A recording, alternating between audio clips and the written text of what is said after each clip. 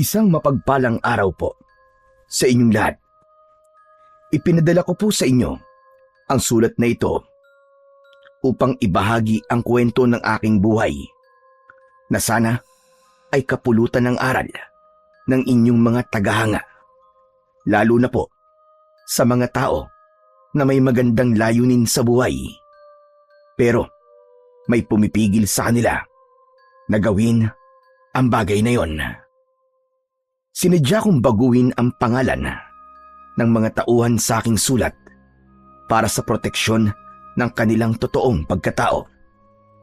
Itago niyo na lamang po ako sa pangalang Lucas, 28 anyos. At ito ang aking kwento. Nakatira ko sa isang maliit na baryo na malayo sa kabiasnan. Simple lamang ang buhay ko roon at ng aking lolo Simon na siyang tanging kasama ko simula nung ako ay binatilyo.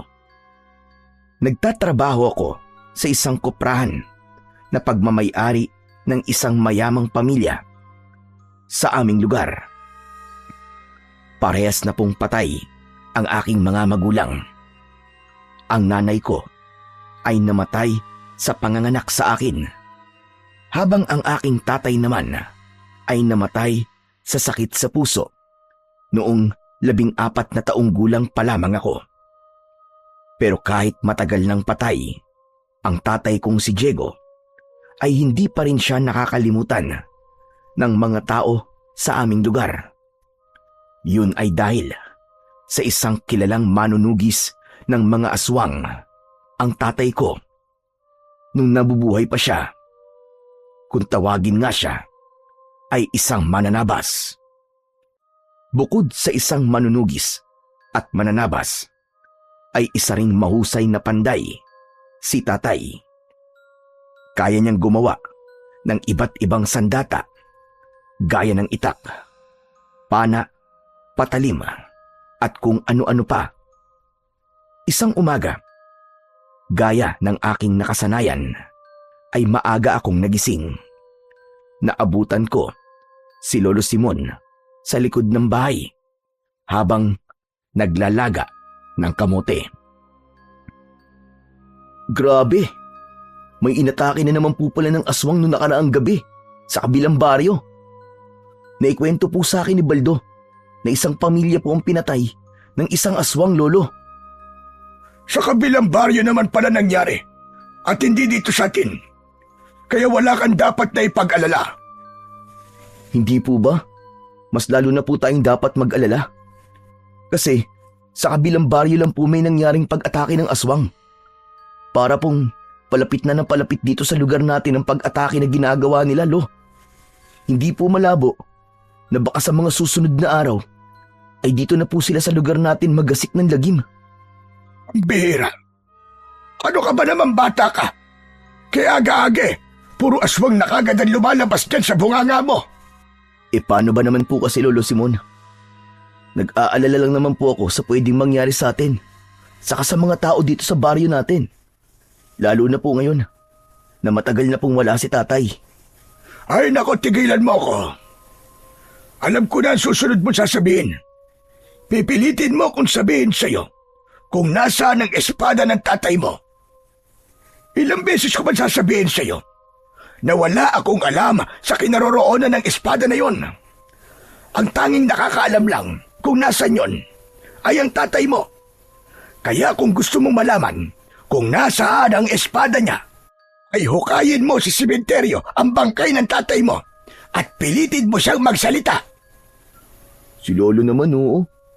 Gusto ko lang naman pong makatulong sa baryo natin gaya ng ginagawa ni tatay nun eh. Hindi lang po sa baryo natin, kundi sa iba pa pong lugar. Hindi po ba? Nung bata pa ako, sinabi ni tatay na ipapamana niya sa akin ang espada niya. Kaya nga po, bago siya nawala, ay ibinigay niya sa akin tong agimat niya. May pakiramdam po kasi ako na alam niyo talaga kung nasaan ang espadang yon. Wala pong silbi ang agimat na to kung wala po ang espadang yun, Lo. Parang sinabi mo na rin na isa kong sinungaling.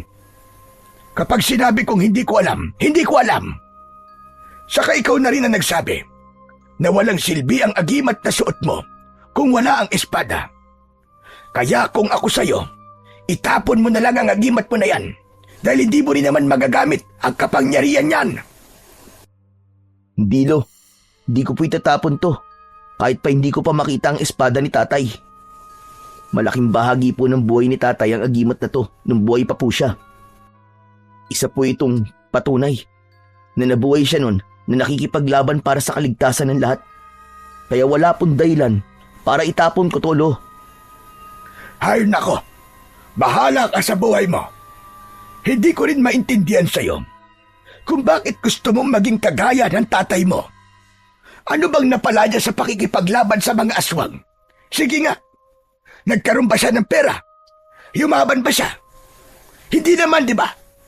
Puro sugat lang ang nakuha niya. Nakalimutan niyo na rin po yata na bukod sa mga sugat ay nakuha rin niya ang respeto at paghanga ng mga tao, lalong-lalo na po sa lugar natin. Hanggang ngayon nga po ay may ilan na pinag-uusapan pa rin siya dahil po sa kanyang kabayanihan. Bakit? Nagkapera ba siya ng marami dahil sa mga papuri at paghanga ng mga tao sa kanya? Namatay lang siyang mahirap. At nung magkasakit siya sa puso, sige nga, nailigtas ba siya ng respeto ng mga tao na sinasabi mo? Baka nakakalimutan mo na kahit piso ay walang naiambag ang mga taong tinulungan niya habang naghihingalo siya sa ospital. Tapos sasabihin mo na gusto mo silang protektahan sa mga aswang. Napakalaking kalokohan. Tumiim ang bagang ko. Gusto ko pa sanang ipaliwanag kay Lolo Simon ang dahilan ko kung bakit gusto kong sundan ang yapak ni tatay. Pero alam ko na kahit na anong sabihin ko sa kanya ay hindi niya ako maiintindihan.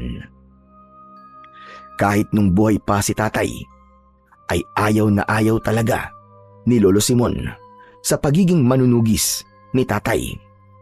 Ang dahilan niya kasi ay iginapang niya ang pag-aaral ni tatay hanggang makatapos ng kolehiyo ito, hindi para makipaglaban sa aswang. Masama ang loob ni Lolo kay tatay dahil hindi nito ginamit ang pinag-aralan nito. Bumalik na lang ako sa loob ng aming kubo. Umupo ako sa isang sulok at hinawakan ko ang agimat na nakasabit sa aking leeg. Tandang-tanda ko pa nung araw na ibinigay yon sa akin ni tatay. Nasa ospital siya at sa hindi malamang dahilan ay bigla siyang lumakas. Doon na niya ibinigay sa akin ang agimat. Aniya, ay panahon na para akuin ko ang responsibilidad na matagal na niyang dinadala. Magkapartner ang agimat at espada ng tatay ko. Ang agimat ay natagpuan ni tatay mula sa isang bulalakaw na bumagsak sa likod ng bahay namin. Kasama sa bulalakaw na yon ang malaking piraso ng bakal na pinanday niya at ginawa niyang espada. Nagiging aktibo ang taglay na kapangyarihan ng espada kapag ang may hawak nun ay suot ang agimat. Ang sabi sa akin noon ni tatay ay mula sa langit ang bulalakaw na yon upang maging instrumento ng pag-asa na may katapusan pa ang kasamaan ng mga aswang. Isa raw yung simbolo na kailanman ay hindi mananalo ang kasamaan laban sa kabutihan. Matapos naming mag-almusal ni Lolo Simon, ay umalis na ako para magtungo sa aking trabaho. Papasok pa lang ako sa taniman ng niyog nang salubungin ako ng matalik kong kaibigan na si Baldo na isang beki. Gaya ko ay nagtatrabaho rin siya sa koprahan. Mas malaki ang katawan niya sa akin dahil bata pa lang nang magsimula na siyang magtrabaho. Good morning, Lucas.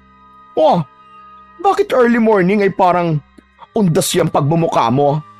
Dapat ganitong morning, happy ka. Para buong maghapon kang masaya. Ano ka ba? Paano ba naman ako magiging masaya? Hindi pa rin pumapayag si Lolo sa gusto ko. Diyos ko, ano ba yan? Saan ba? Yung pagpapakasal ba natin dalawa ang tinutukoy mo? Sabihin mo kasi sa kanya na nagmamahalan talaga tayong dalawa at bibigyan natin siya ng napakaraming apo. Ikaw talaga, Baldo. Puro kakalokohan eh. Joke lang naman. Pinapatawa lang naman kita. Ang seryoso mo kasi masyado. Alam mo naman kung anong gusto kong gawin, di ba? Aba, oo naman. Gusto mo maging manunugis just like your father, di ba? Gusto mo na malaman kung nasan yung mahabang espada ng tatay mo para magamit mo na yung powers ng agimat mo, di ba? Ewan ko ba kay Lolo Simon? Hindi ko maintindihan kung bakit ayaw niya akong sumunod sa yapak ng tatay ko. Ito kasi ang gusto ni tatay na gawin ko eh. Nawala siya na hindi pa tapos ang pakikipaglaban niya sa mga aswang. Hanggang ngayon ay buhay pa rin si Lucrecia at hindi natin alam kung nasa na siya ngayon. Pero hindi ba? Sobrang sugatan si Lucrecia nung huling laban nila ng father mo. Saka, after ma-dead ng tatay mo, hindi na bumalik dito si Lucrecia.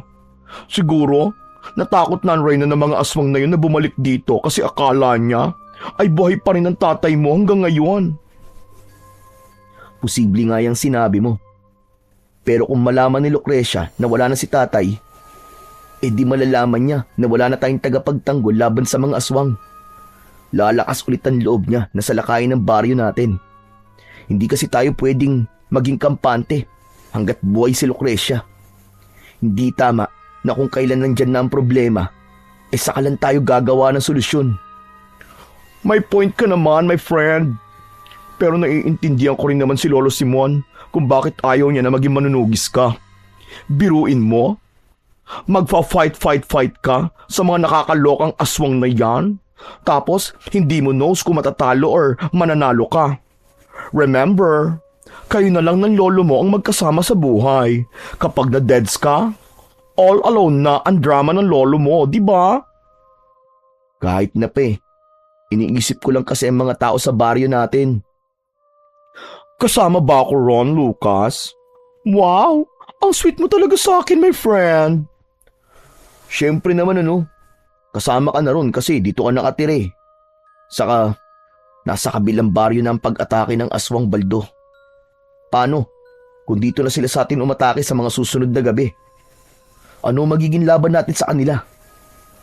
Kung malalaman ko lang kung nasa ng espada ni tatay, magkakaroon tayo ng laban sa mga aswang kahit papano. Nagulat ako nang biglang kumapit ng maigpit si Baldo sa braso ko na para siyang isang tuko. OMG! Natatakot ako, Lucas. Baka ako ang unang kainin ng mga aswang kasi sobrang sarap ko. I mean, maiintindihan ko naman sila kung gusto nila akong kainin kasi sa itsura ko pa lang ay masasabi na nila na malinamnam ako. Pero ayoko mamatay na isa akong birhen. Lucas, please. Kapag nag-attack ang mga aswang, ay protektahan mo ako, ha?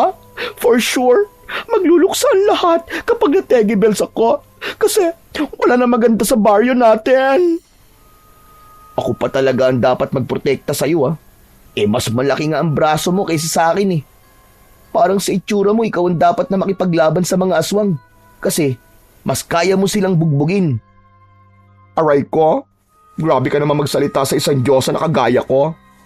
Pero, problema ko talaga itong malalaki kong braso, eh. Bakit kasi ako nakulong sa ganitong katawan? Ano ba yan? Ang gusto ko kasing body ay yung 20 ang bewang ko. Tapos, kasing nipis ng tingting ang mga braso ko. Asa ka pa na mangyayari yan. Saka, sa bigat ng mga koprang binubuhat natin, ay talagang lalaki ang katawan natin dito. Alam mo, mabuti pa. Magsimula na tayo magtrabaho. Baka mamaya mapagalitan na naman tayo ng boss natin. Kasi puro tayo daldalan. Sinimulan na namin ni Baldo ang pagtatrabaho. Tumulong kami sa pagsasakay ng mga sako-sakong kopra sa truck. Dinadala yon sa mga pabrika ng sabon sa syudad. Pero hindi ko masyadong dama ang bigat ng trabaho dahil sa mga pagpapatawa ni Baldo. May ilan na tumataas ang kilay sa pagkakaibigan naming dalawa ni Baldo dahil sa kasarian niya. Pero para sa akin, walang problema na makipagkaibigan sa kagaya ni Baldo kahit isa kong tunay na lalaki. Komportable ako kay Baldo at alam ko na isa siyang totoong kaibigan na maaasahan at mapagkakatiwalaan. Kahit nga noong mga bata pa kami, ay siya ang nagtatanggol sa akin kapag merong umaaway sa akin. Isa pa, naniniwala ako na wala sa kasarian ng isang tao para piliin ko siyang maging kaibigan. Basta magkasundo kayo at komportable kayo sa isa't isa, ay sapat ng dahilan yon para maging magkaibigan ang dalawang tao. Matapos ang maghapong pagtatrabaho, ay magkasabay na kaming umuwi ni Baldo. Habang naglalakad kami, ay napag-usapan namin ang tungkol sa nangyaring pag-atake ng aswang sa kabilang baryo. Ayon kay Baldo, ay natatakot na ang mga tao roon dahil may pakiramdam sila na baka maulit ang pag-atake ng mga aswang. Kung buhay lang sana si tatay, paniguradong hindi makakaramdam ng ganong takot ang mga tao. Sigurado ako na agad niyang tutugisin ang mga aswang na yun. Sinabi mo pa, my friend. Isa kaya ako sa iniligtas ng tatay mo dati. Malinaw na malinaw pa sa memory ko na muntik na akong lapain ng isang aswang na bigla na lang pumasok sa bahay ko tapos sumigaw ako ng super lakas. Sobrang lakas talaga. Narinig din ng father mo. At to the rescue siya kaagad. Pero alam mo, dapat lang talaga na sumunod ka sa yapak ng tatay mo bilang isang aswang slayer eh. Nasa iyo na ang agimat niya, di ba? Ang kulang na lang ay ang espada niya. Hindi ko nga alam kung nasa ng espada ni tatay eh. Nang mamatay siya, hindi ko na yun nakita. Oo nga no? Nasa na nga kaya ang espada ng tatay mo? May kutob ako na alam ni Lolo Simon kung nasan yun. Baka nga siya pang nagtago kasi alam niya na gagamitin ko yun sa pakikipaglaban sa mga aswang. Alam mo, yan talagang si Lolo Simon? Hindi ba niya naisip na kailangan mo makipaglaban sa mga aswang? Kasi yun ang destiny mo? Ewan ko ba kay Lolo? Pakiramdam ko wala siyang tiwala sa akin eh. O pwede rin na ayaw kanyang mamatay dahil sa mga aswang, di ba? Parehas lang yun. Kung iniisip niya na mapapatay ako ng aswang, ibig sabihin, wala siyang tiwala sa kakayahan ko. Sinanay din naman ako ni tatay sa pakikipaglaban kahit papaano ah. Sa bagay, may point ka naman. Hindi na ako nagsalita dahil nasa tapat na kami ng bahay namin. Sakto na lumabas si Lolo Simon at agad siyang sumimangot nang makita niyang kasama ko ang kaibigan kong si Baldo. Hello po, Lolo Simon. Huwag mo akong tinatawag na lolo dahil hindi naman kita apo. Eddie, paring Simon na lang po. Pilosopo, ikaw nga huwag magdidikit sa apo ko at baka mahawaan mo pa yan ang kabaklaan mo. Lolo naman, hindi po sakit ang kabaklaan para makahawa, ano? Mas nakakahawa pa nga po ang ubot sipon sa kayang pagsimangot ng mukha nyo. Mag-smile naman po kayo paminsan-minsan. Libre lang naman po yun eh. Eh kung ismiling ko kaya yung pagbumukha mo, umalis ka na nga at naaalibadbaran ako sa pagbumukha mo. Ang laki-laki na katawan mo eh. Malambot ka pa sa lantang gulay. Ano ba yan? Sige na nga, Lucas. Uuwi na ako. At baka mamaya jombagin pa ako ng lolo mo. Babu, kita-kits na lang bukas sa work. Bye, Lolo Simon. Babayin mo ang mukha mo! Nakangiting kumaway sa akin si Baldo habang naglalakad siya palayo. Lumapit na ako kay Lolo at nagmano ko sa kanya. Hindi ba matagal ko nang sinasabi sa iyo na huwag ka nang sumasama kay Baldo? Ang tigas sa gulo mo. Ayokong nakikipagkaibigan ka sa isang bakla. Lo, Ano naman po masama kung makipagkaibigan po ako sa isang bakla? Mabait naman po si Baldo. Sa kabata pa lang po kami, magkaibigan na kami. Mahirap po yung sinasabi niyo na layuan ko siya. Hindi mo man naririnig ang sinasabi ng mga tao tungkol sa inyong dalawa? Sinasabi nila na may relasyon daw kayo. Nakakatawa naman po yung mga sinasabi nila tungkol sa amin ni Baldo. Magkaibigan lang po kaming dalawa. Isa pa, hindi po ako tataluhin ni Baldo kasi kaibigan ang tingin niya sa akin. Wala po akong dahilan para layuan si Baldo, Lolo. Hindi na ako magtataka kung bukas makalawa kumikending ka na rin. Kung maging baklaman po ako, ay wala pong masama ron. Saka, gaya po na sinabi ni Baldo kanina, hindi po nakakahawa ang kabaklaan. Saka lahat na lang po ba ng bagay na gusto ko ay pagbabawalan nyo? Pinagbabawalan nyo na nga po ako maging manunugis, tapos pati ba naman ang pakikipagkaibigan ko kay Baldo ay pagbabawalan nyo rin ako? Dahil alam ko kung ano ang mas makakabuti sa'yo. Ang makakabuti po sa baryo natin, alam nyo rin po ba? Lo, malaki na po ang posibilidad na umatake ang mga aswang dito sa atin. Kung hindi nyo pa po sasabihin sa akin kung nasan po ang espada ni tatay, ay baka mamatay po tayong lahat. Sinabi ko na sa'yo na wala akong alam sa kinaroroonan ng espada ng ama mo. At isa pa, bakit ba laki ng tiwala mo sa sarili mo na kaya mong gawin ang ginagawa ng tatay mo dati? Para bang sigurado ka na kapag ginamit mo ang agimat at espada, ay magtatagumpay kang ipagtanggol ang baryo natin laban sa mga aswang.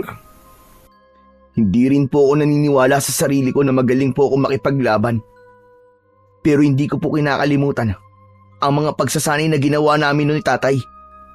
Hindi ko po nakakalimutan na sinabi niya na basta malinis ang aking hangarin at may puso kong handang ipaglaban ang kabutihan sa kasamaan, ay sapat na po yun para maging isa akong tagapagtanggol. Kung alam niyo lang po kung nasan ang espada ni tatay, ay mas makakabuti na sabihin niyo na sa akin bago pa mahuli ang lahat, Lo. Wala pong ibang pwedeng gumamit nun, kundi tanging ako lang dahil nasa akin po ang agimat. Tila umurong ang dila ni Lolo Simon sa sinabi ko. Hindi ko na hinintay na magsalita siya at dumiretso na ako sa likod ng bahay para maglinis ng aking katawan. Umasa ako na sana ay magkaroon ng himala at maliwanagan ang pag-iisip ni Lolo. Baka kasi na huli na ang lahat bago pa siya matauhan. Sa mga sumunod na araw ay mas naging maugong ang usap-usapan tungkol sa mga pag-atake ng aswang sa mga baryong katabi namin. Marami na ang natakot at ang iba ay mas piniling umalis na lamang para makaiwas sa posibleng ang pag-atake ng mga aswang sa aming lugar. Ngunit para sa mga kagaya ko na walang ibang mapupuntahan ay wala kaming pagpipilian kundi ang manatili sa baryo namin. Isang tanghali, magkasama kaming kumakain ni Baldo ng pananghalian sa ilalim ng isang puno ng mangga. Pinagsaluhan namin ang dala naming mga ulam. Napansin ko na napakabilis ng pagsubo ni Baldo na para bang gutom na gutom siya. Baldo, ano ka ba? Dahan-dahan ka naman sa pagkain at baka mamaya mabilaukan ka niyan. Super hungry na kasi ako Ang dami kong binuhat na sako ng mga kopra kanina. Kasi kulang na tayo sa mga tao. Ay nako, hindi ko na talaga ma-achieve ang pang-beauty queen na braso. Kasi naging mabigat ang work natin ngayon. Kaya nga marami rin kasi sa mga nagtatrabaho rito sa koprahan ang umalis. Kasi nga, natatakot na sila na baka mamaya dito na sa baryo natin na sunod na atakihin ng mga aswang. Hindi ko rin naman sila masisisi, Kahit nga ako gusto ko nang umalis dito sa atin kaya lang, saan naman ako pupunta, Dava? Mag-isa lang ako sa life. Yung mga sister and brother ko, hindi ko na knows kung nasan lupalop na sila ng earth. Ay teka, maiba ako. Kumusta na pala yung paghahanap mo sa espada ng tatay mo? Ayun, Wala pa rin akong ideya kung nasan. Alam mo, pakiramdam ko talaga. Si Lolo Simon lang ang makakasagot kung nasan ang espada ni tatay. Ay nako, ewan ko ba dyan sa lolo mo? Hindi ba niya naiisip na kailangan mong espadang yon kapag umatak dito sa atin yung mga tsakang aswang na yon? Sino magtatanggol sa atin? Ay, ano ba yan? OMG! Ayoko ma-deads nang dahil sa mga aswang na yun, ha? Kaya nga palagi kong ipinagdadasal na sana. Kung may alam talaga si Lolo, ay sabihin niya na sa akin. Don't worry, my friend. Isasama ko rin yan sa mga dasal ko. Kasama ng dasal ko na sana ay wag nang magalit sa mga baklaan lolo mo. Grabe siya, ha? Ang tanda-tanda na niya kaya. Dapat maging mabait na lang siya sa iba. Mabait naman talaga si Lolo Simon eh. Alam ko, mahal niya ako. At nag-aalala lang siya sa akin. Pero may mga paniniwala kasi siya na para bang hindi na bagay sa panahon natin sa ngayon. Ay nako, ewan ko. Basta ang wish ko ay wag nang umatake ang aswang dito sa baryo natin. Ayoko masira ang beauty ko nang dahil sa stress sa mga aswang na yan. Ngunit ang hiling na yun ni Baldo ay hindi nagkaroon ng katuparan. Dahil kinagabihan ay nangyari na nga ang kinatatakutan naming lahat. Isang aswang ang umatake sa isang bahay na malapit sa bahay namin. Nagising kami ni Lolo Simon sa paghingi ng saklolo ng mga taong nakatira doon. Kusang gumalaw ang katawan ko. Nagmamadali akong bumangon at dumiretso ko sa kusina. Naghanap ako ng maaari kong gamitin na sandata. At nang nakita ko ang nakasabit na itak, ay agad ko yung kinuha. Malalaki ang mga hakbang na tinungo ko ang pinto. Pero bago pa ako makarating doon, ay humarang sa unahan ko si Lolo Simon. Matalim ang mga mata niya habang nakatingin sa akin. At ano sa tingin mo ang gagawin mo? Lolo, kailangan ko pong tulungan yung inaatake ng aswang. Hindi niyo po ba naririnig ang paghingi nila ng saklolo? Hindi ako bingi, kaya naririnig ko. Kung ganun, Lolo Simon, palabasin niyo na po ako at hayaan niyo po akong tulungan sila. Nahihibang ka na ba talaga, Lucas? Gusto mo na ba talaga mamatay? Ano naman laban mo sa mga aswang? Sa tingin mo ba ay matutulungan ka ng agimat na nasa leg mo? Alam ko po na wala po itong silbi dahil wala po sa akin ang espada ng tatay ko. Pero wala po akong pakialam. Gusto ko pong tumulong. Sige, ipilit mo yung gusto mo. Pero ito ang tandaan mo. Sa oras na lumabas ka ngayong gabi, ay di ka na makakabalik dito sa loob ng aking pamamahay. Matiim kong tinitigan si Lolo Simon. Naglaban ang aming mga tingin. Ipinaramdam ko sa kanya ang kagustuhan kong tulungan ang mga inaatake ng aswang. Alam ko na sa pag-uusap namin na yon ay nagsasayang lang ako ng oras dahil bawat segundong lumilipas ay importante. Malaki ang posibilidad na kapag hindi ako lumabas ay magiging huli na ang lahat. Pasensya ka na, Lo. Pero hindi ko kayang walang gawin kahit alam ko may magagawa ko para tulungan ang mga taong inaatake ng mga aswang. Sige, gawin mo yung gusto mo. Hindi ako nagbibiro. Hindi ka na talaga makakapasok sa bahay na ito. Kapag sinuway mo ko, tandaan mo yan. Sa kabila ng banta ni Lolo Simon, ay itinuloy ko pa rin ang gusto kong gawin. Nilagpasan ko siya at pagbukas ko ng pinto ay nagmamadali akong tumakbo papunta sa bahay na inaatake ng aswang.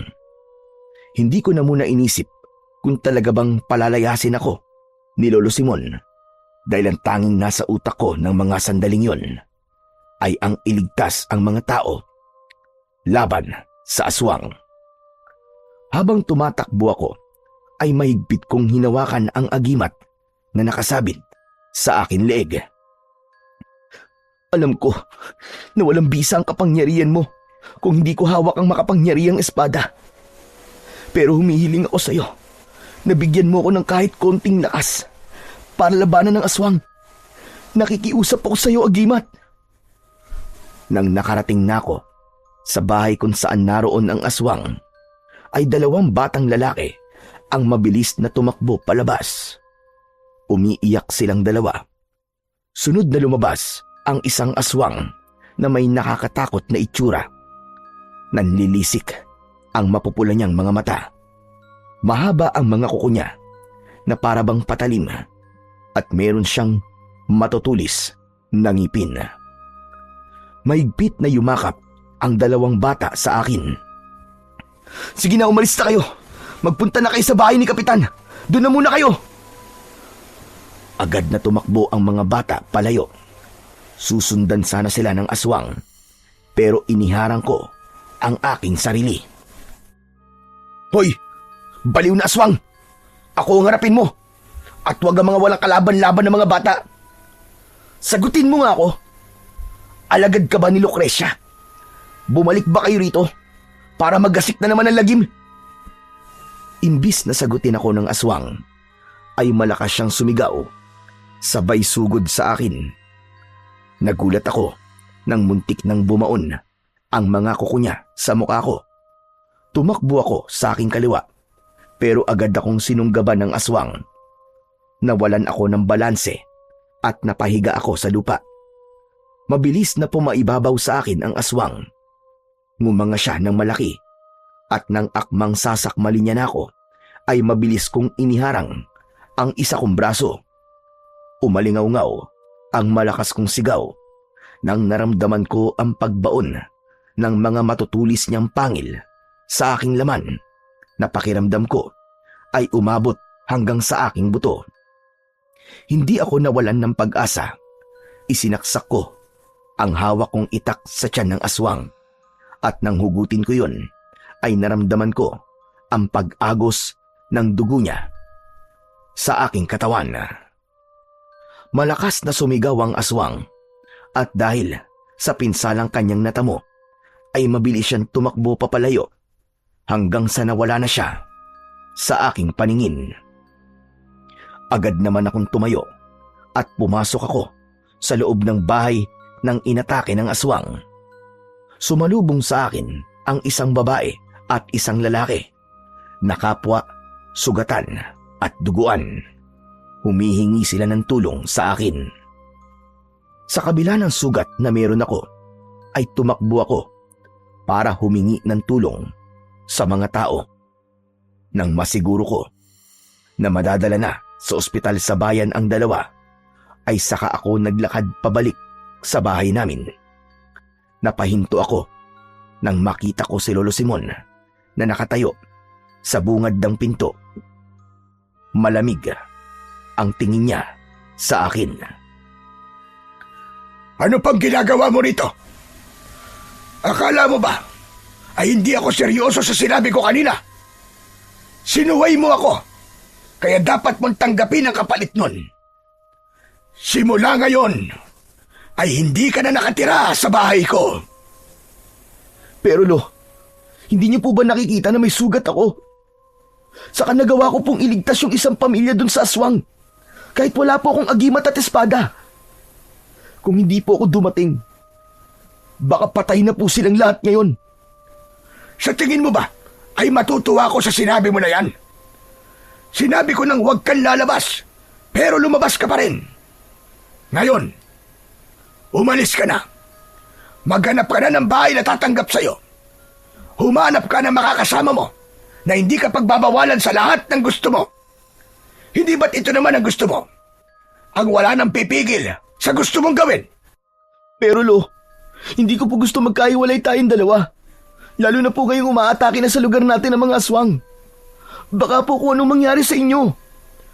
Kaya ko ang sarili ko at hindi kita kailangan. At kung mamamatay man ako, kapag may mga aswang na sumalakay, ay wala na akong pakialam. Dahil matanda na ako, sapat na sa akin na nabuhay ako ng ganito katagal sa mundo. Pero Lo, oo nga pala. Paano ka nga pala aalis kung wala ang mga damit mo? Sandali lang maghintay ka at kukunin ko.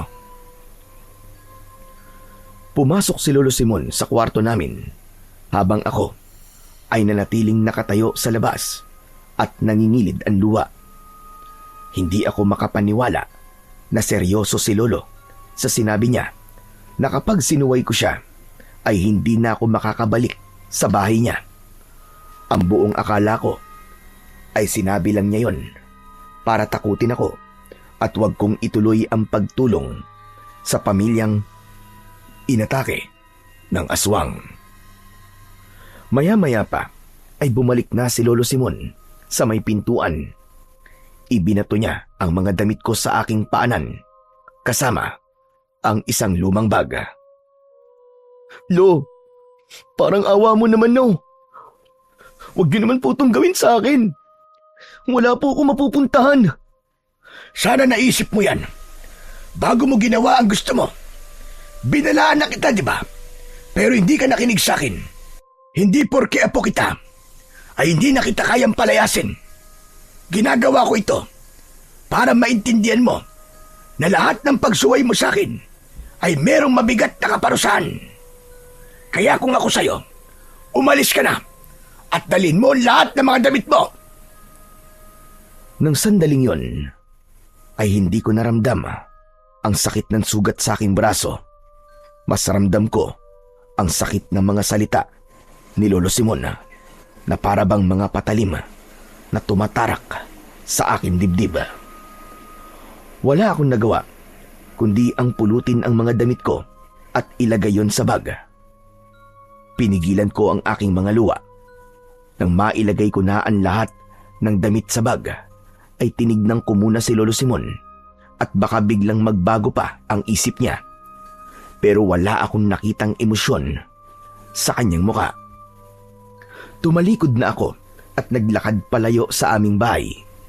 Umasa ako na panandalian lamang yon at isang araw ay pababalikin pa rin ako ni Lolo sa aming bahay para muli kaming magkasama. Wala akong ibang naisip na puntahan kundi ang kaibigan kong si Baldo. Nagtungo ako sa bahay niya at kumatok ako sa pinto. Matagal bago niya yung binuksan dahil mukhang tulog na siya. Nagulat ako nang bumukas ang pinto at bumulaga sa akin si Baldo na puting-puti ang muka. Baldo naman, ano ba yung nasa mukha mo? Akala ko multo kay. Ano ka ba? Face cream ang tawag dito, no? Inilalagay ko to bago ako mag-sleeping beauty para pagkagising ko sa morning ay fresh ang aking hugis bigas na mukha.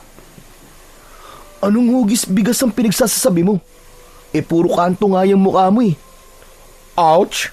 Grabe ka talaga sa akin, my friend Pero ano palang ginagawa mo rito? OMG! Ano yan? Tumudugo ang braso mo! What happened? Oh, kita mo na yan?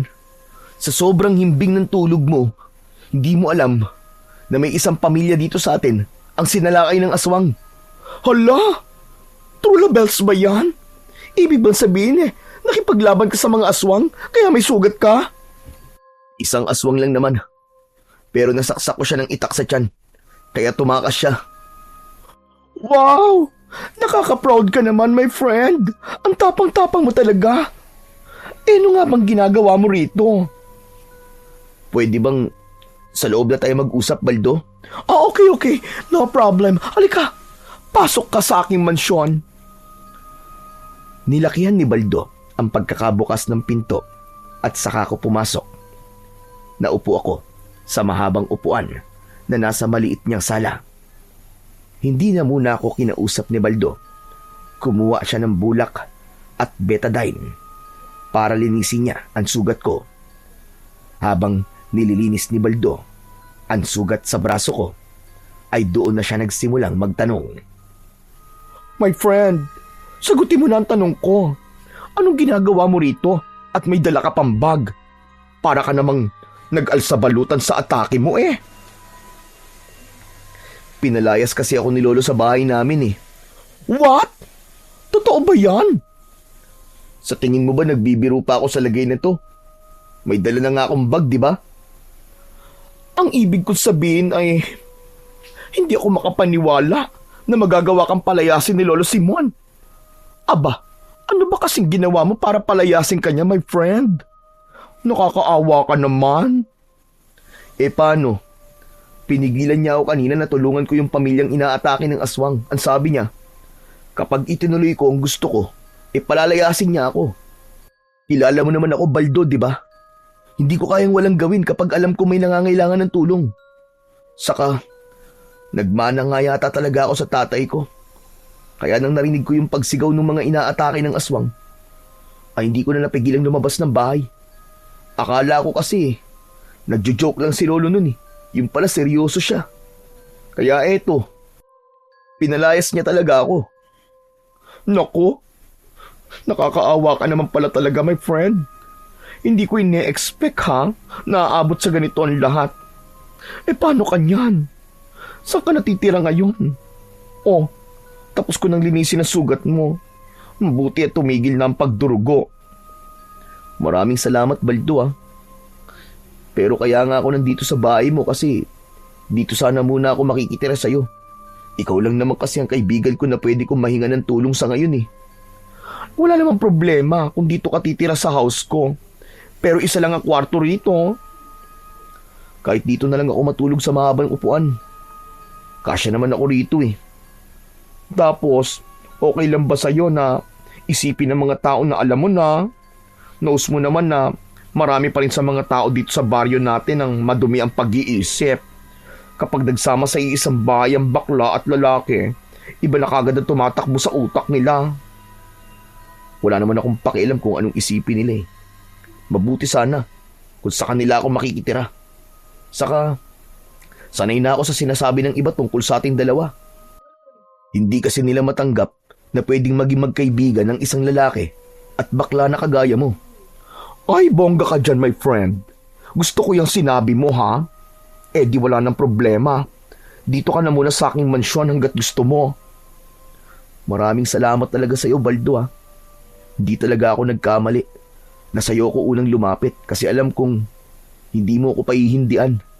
Of course naman, no? Sino pa ba magtutulungan kundi tayo magkaibigan, di ba? Teka, wait ka lang rito ha. At kukuha lang ako ng unan at kumot para kahit papano ay komportable ka dyan sa upuan. Nang pumasok si Baldo sa maliit niyang kwarto, ay napatitig ako sa kawalan. Bumalik sa alaala ko ang lahat ng sinabi ni Lolo Simon sa akin kanina. Hanggang sa sandaling yon, ay ramdam ko pa rin ang galit niya sa akin. Hindi pa rin ako makapaniwala na aabot kami sa pagpapalayas niya sa akin dahil sa sinuway ko ang gusto niya. Ngunit ganun pa man, wala akong pinagsisisihan sa aking ginawa dahil isang pamilya ang nagawa kong iligtas mula sa mga aswang. Simula noon ay sa bahay na ni Baldo muna ako nanirahan. Hindi kami nagkamali sa aming sinabi dahil nang malaman yun ng mga tao ay inisip nila na nagsasama na kami ni Baldo bilang magkarelasyon. Pero tinatawanan na lang namin ang bagay na yon dahil alam naman namin kung ano ang totoo. Hindi ko na binigyan ng pansin ang sinabi ng mga tao dahil wala naman silang maitutulong sa sitwasyon at sa problema ko. Ngunit bukod doon ay pinag-usapan din ng mga tao ang pagliligtas ko sa pamilyang inatake ng aswang. Natuwa ako kasi nakauwi na mula sa ospital ang mag-asawa na nasugatan ng dahil sa aswang. May mga nagsabi na may pag-asa pa pala ang aming baryo. Meron ding mga nagsabi na masaya sila para sa akin dahil mukhang unti-unti ko nang sinusundan ang yapak ng aking tatay. Sa kabila ng pagpapalayas ni Lolo Simon sa akin, ay hindi ko pa rin siya nakalimutan. Kahit alam ko na galit siya sa akin, ay nag-aalala pa rin ako sa kanya kung meron ba siyang kinakain. Kaya isang hapon, matapos kong magtrabaho, ay dumiretso ako sa talipapa para ibili si Lolo ng makakain niya. Bumili rin ako ng bigas, ilang piraso ng dilata, itlog, gulay at isang buong manok. Matapos yun ay nagpunta ako sa bahay namin. Bago ako kumatok ay huminga muna ako ng malalim at nag-ipon ako ng lakas ng loob. Nang kumatok ako ay agad na bumukas ang pinto. Pagkakita sa akin ni Lolo Simon ay bumakas ang inis sa mukha niya. Isasarado niya sana ang pinto pero agad ko yung pinigilan gamit ang isa kong kamay. Lolo, teka, sandali lang po. Huwag po kayong mag-alala. Wala naman po ako rito para pilitin po kayo na pabalikin ako. Hindi ba't pinalayas na kita? E ano pang ginagawa mo rito? Bakit? May mga nakalimutan ka pa bang gamit? Wala po, Lo. Dinalhan ko lang po kayo ng mga pagkain. Nag-aalala po kasi ako sa inyo kasi alam ko po na wala po kayong pagkukunan ng pagkain eh. Nakalagay po rito sa bayong ang lahat po ng binili ko para sa inyo, Lo. Iniisip mo ba na hindi ko kayang kumita ng pera para meron akong pambili ng pagkain? Para may malalamon ako? Baka nakakalimutan mo na nagtatanim ako ng gulay sa likod. Yun ang ibinibenta ko para meron akong panglaman sa sikmura ko. Hindi ko kailangan ng tulong mo. Pero Lo, binili ko po talaga ang mga ito para sa inyo eh. Kahit kailan talaga, hindi ka marunong makaintindi. Hindi ko sabi kailangan ng tulong mo. Umalis ka na at dalhin mo na yung bayong mo. Magsasalita pa sana ako pero malakas akong itinulak ni Lolo Simon. Nang napaatras ako ay malakas niyang isinarado ang pinto. Paulit-ulit akong kumatok sa pinto at umasa ako na kukunin ni Lolo ang mga pagkaing binili ko para sa kanya. Lo, buksan niyo po ang pinto, Lo. Hindi ko po ito binili para sa inyo para pabalikin niyo po ako rito sa bahay niyo. Alam ko po, Lo, na kailangan niyo po ang mga to. Iiwan ko na lang po itong bayong dito sa labas, Lo, ha. Aalis na po ako. Malungkot kong inilapag ang bayong sa tapat ng pinto. Naglakad ako palayo sa aming bahay, pero nagtago ako sa likod ng isang puno kung saan tanaw ko ang bahay namin. Matyaga ako naghintay at panay ang dasal ko na sana ay magbago ang isip ni Lolo Simon at kunin niya na ang bayong. Hindi nagtagal ay marahang bumukas ang pinto ng bahay namin at sumilip mula roon si Lolo Simon. Lumingalinga siya sa paligid na parabang sinisiguro niya na talagang umalis na ako.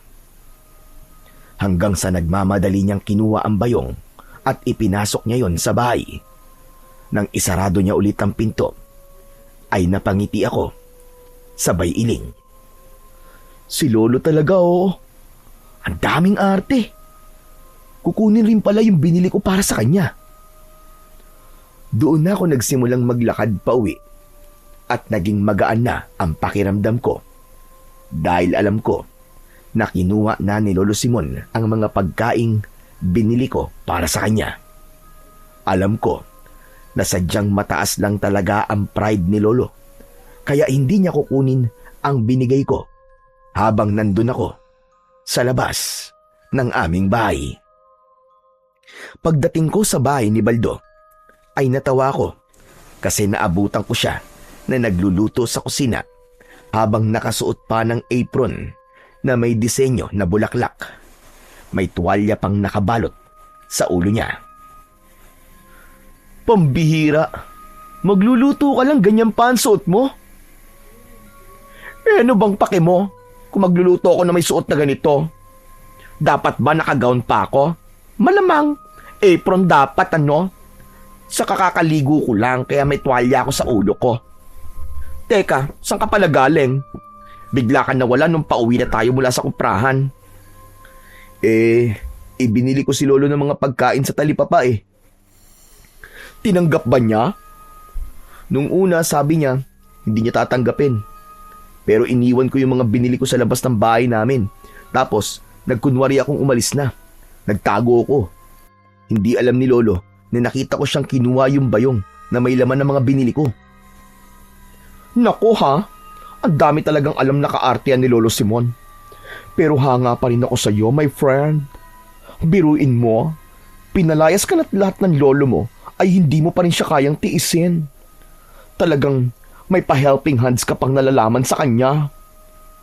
Siyempre naman Baldo, no? Lolo ko pa rin siya kahit balibaligtarin pang mundo. Saka alam ko, nagalit lang siya sa akin kaya niya ako pinalayas. Kapag nakapag-isip-isip yun, panigurado, napababalikin din niya ako.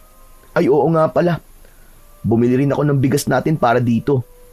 Nakakahiya kasi na nakatira ako sa'yo, tapos wala man lang akong iaambag. Ay mabuti naman. Ay, joke lang, ano ka ba? May tumulong ba na humingi ng kapalit? Kahit na Baldo, kailangan ko pa rin mag-ambag sa mga gastos mo rito. Ikaw ang bahala, my friend, kung gusto mo. Basta hindi kita inuobliga na mag-ambag sa mga gastos ko rito, ha? Pero my friend, maiba ako. Paano mo nga pala niyan mahahanap ang espada ng tatay mo? For sure, mahihirapan ka na lalong hanapin yon kasi wala ka na sa bahay nyo, di ba? Isa pa nga yan sa problema ko talaga, Baldo eh. Di ko na alam kung paano ko yun mahanap. Malakas kasi talaga ang kutob ko na si Lolo Simon lang ang makakapagsabi sa akin kung nasan yun. Alam mo my friend, imbis na palagi mong isipin na ang lolo mo ang sagot kung paano mo malalaman kung nasan ang espada, ay mag-isip ka na lang ng ibang paraan. Knows mo naman na kahit alam ni Lolo Simon ang kinaroroonan ng espada, ay hindi niya talaga sasabihin yun kasi nga ayaw niyang maging manunugis ka. Ano namang paraan ang gagawin ko, Baldo? Kausapin mo kaya ang tatay mo. Sabihin mo sa kanya na magpakita siya sa panaginip mo at doon niya sabihin kung nasaan ang espada. Diba? Parang imposible naman yan, my friend. Simula na mamatay siya, hindi siya nagpakita sa panaginip ko ni minsan. Try mo lang, ano ka ba? Malay mo gumana, diba? Kung hindi gumana, at least sinubukan mo. Ewan ko sa'yo, puro ka talaga kalokohan eh. Hoy, hindi kalokohan yun, no? Alam mo ba, nung kailangan ko yung titulo ng lupa namin, ay sinabi ko talaga sa nanay ko na magpakita siya sa panaginip ko. At sabihin niya sa akin kung nasaan ang titulo ng bahay namin. O tapos ano, nagpakita ba sa panaginip mo yung nanay mo at sinabi niya kung nasaan yung titulo ng lupa nyo? Hindi. Naalala ko kasi na wala palang titulo tong lupa namin, no? Ewan ko sa'yo. Seryoso ako nakikipag-usap sa'yo tas puro kakalokohan. Seryoso rin naman ako ah. Alam mo Lucas, wala nang imposible dito sa Earth, no? Kaya kung gusto mo talaga malaman kung nasan yung espada, ay gawin mo ang lahat ng kaya mong gawin para mahanap yon. Kahit yung mga imposibleng paraan pa.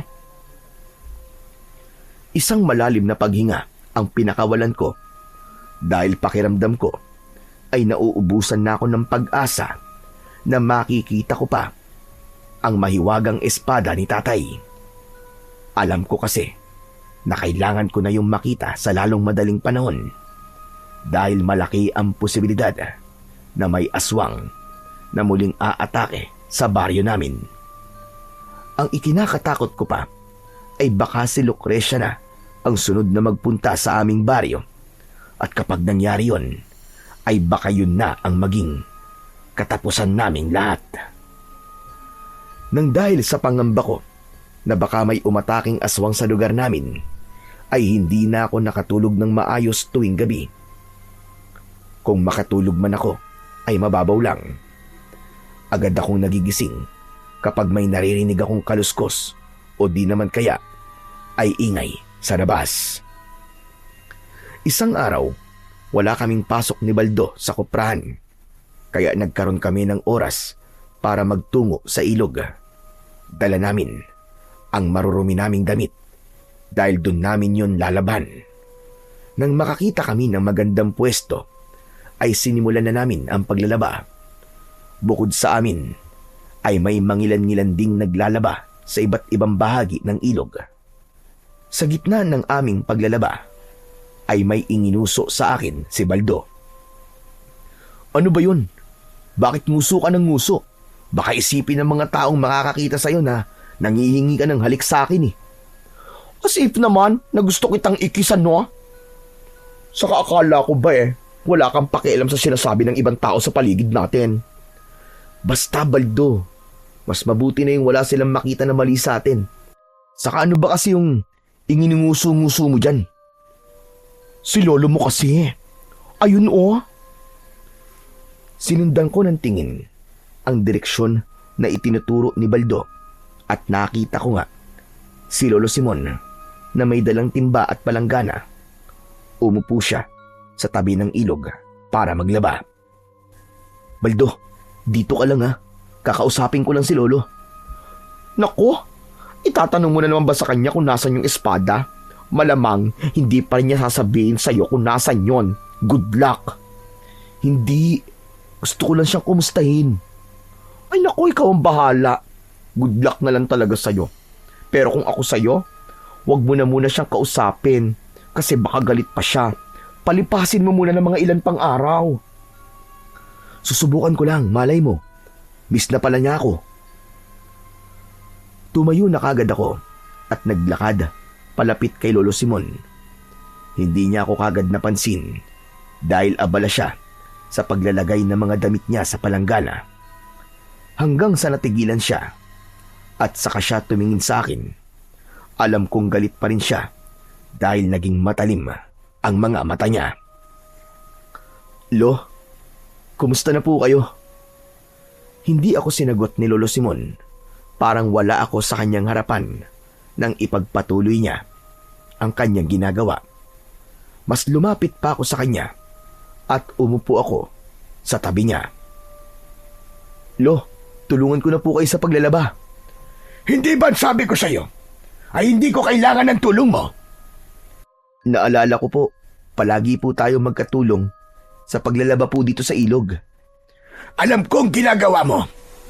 Ginagamit mo ang alaala natin para lumambot ang puso ko sa'yo. Pero ako na nagsasabi sa'yo, Lucas, hindi yan uubra sa akin. Wala na akong pakialam sa mga alaala natin dalawa. Lahat ng yon, burado na sa utak ko. Simula na suwayin mo ko. Gusto mo makipaglaban sa mga aswang, di ba? Pues, gawin mo na ngayon. Wala na akong pakialam. Kahit gabi-gabi ka pang makipaglaban sa mga aswang na yan. Pero ito tandaan mo, sa oras na may mangyaring masama sa'yo, ay huwag mo kong sisisihin na hindi ako nagpaalala sa'yo. Pakiramdam ko ay paulit-ulit na sinaksak ng patalim ang dibdib ko sa sinabing yun ni Lolo Simon. Hindi man niya direktang sinabi, ay parang itinatakwil niya na talaga ako. Dahil alam kong hindi ko nakakayanin ang mga susunod niyang sasabihin, ay mas pinili ko na lang na tumayo. Maluwa-luwa akong bumalik sa kinaroroonan ni Baldo. Nabahala si Baldo nang makita niyang may luwang naglalandas sa magkabilaan kong pisngi. Oh, my friend! Ano nangyari? Kinausap mo lang si Lolo Simon tapos nagkrayola ka na dyan. Ang ibig ko sabihin bakit ka umiiyak? Wala, my friend. Galit pa rin kasi sa akin si Lolo eh. Tapos, ang sasakit pa ng sinabi niya. Ikaw naman kasi Sinabi ko na sa'yo na wag mo na siyang kausapin. Hayaan mo kasing kusang humupa ang galit niya sa'yo. My friend, halos 1 linggo na siyang galit sa akin eh. Parang hindi na yata uhupa ang galit ni Lolo. Huwag kang magsalita ng ganyan. Apo ka ng lolo mo, kaya hindi ka rin niya matitiis. Maghintay ka lang. Alam mo naman kapag matatanda na, di ba? Matagal talaga mawala ang galit nila. Bigyan mo pa ng time ang lolo mo. Pinunasan ko na ang luha ko at tumulong na ulit ako kay Baldo sa paglalaba. May mga pagkakataon na sinusulyapan ko si Lolo Simon, pero kahit isang beses ay hindi ko siya nakitang tinignan ako na para bang wala ako sa paligid. Mas lalo akong nasaktan dahil pakiramdam ko ay unti-unti na akong kinakalimutan ni Lolo Simon. Sa mga sumunod na araw ay hindi na muna ako nagtangkang kausapin si Lolo Simon. Sinunod ko ang payo ni Baldo. Nahayaan kong mawala ang galit ng lolo ko. Pero kung kailan yun mangyayari, ay wala akong ideya. Ang ginawa ko na lang ay nag-focus na lang ako sa aking pagtatrabaho. Sa tuwing sumasahod ako, ay ibinibili ko si lolo ng mga pagkain at iniiwan ko na lang yun sa labas ng aming bahay. Kahit kasi galit siya sa akin, ay hindi ko pa rin siya kayang pabayaan. Gusto ko na kahit hindi kami magkasama sa iisang bahay, ay alam ko na meron siyang kinakain at hindi siya nagugutom. Isang umaga, maaga akong nagising. Ako na ang nagluto ng almusal namin ni Baldo. Kaya, nang nagising si Baldo, inaya ko na siya na mag-almusal. Napansin ko na balisa siya at tila wala sa sarili. Hindi yun normal dahil sanay ako na paggising niya ay masigla na kagad siya. Nang umupo na si Baldo para kumain, ay hindi ko napigilan ang mag-usisa. Oh, my friend, himala yata. Ang tahimik mo ngayon. May problema ba? Lucas, sa tingin ko kasi, ay alam ko na kung nasan ang espada ng tatay mo. Ha? Totoo ba yung sinasabi mo? O baka mamaya, ginujoke mo na naman ako ha? Hindi, my friend. Napanaginipan ko kasi ang tatay mo kagabi. Ginising niya ako tapos ang sabi niya, ituturo niya sa akin kung nasan ang espadang hinahanap mo. Naku my friend, kilala kita, nagbibiro ka lang. Bakit naman sa panaginip mo magpapakita si tatay? Hindi ba dapat sa panaginip ko siya magpakita kasi ako ang anak niya? Aba malay ko ba sa trip ng tatay mo? Hindi ko nga rin alam kung bakit sa panaginip ko siya nagpakita eh. Pero my friend, nagsasabi ka ba talaga ng totoo? Baka naman nagbibiro ka lang ha? Sa tingin mo ba gagawin kong joke ang tatay mo? Eh di, multuhin ako nun. Ang scary kaya ng mga ghost. Ang dami mo pang sinasabi. Saan itinuro sa'yo ni tatay ang kinaroroonan ng espada? Marami akong sinasabi kasi ang dami mo ring tanong. Pero my friend, hindi ako sure ha kung true lalo ba yung sinabi niya sa akin sa panaginip ko. Ang sabi kasi ng tatay mo ay nasa libingan niya ang espada niya. Nasa loob mismo ng kanyang kabaong. Kalokohan yan. Bakit naman mapupunta sa loob ng kabaong ni tatay ang espada? Abay malay ko. Sinabi ko lang naman sa iyo yung sinabi niya sa panaginip ko eh. Napaisip ako sa sinabing yun ni Baldo.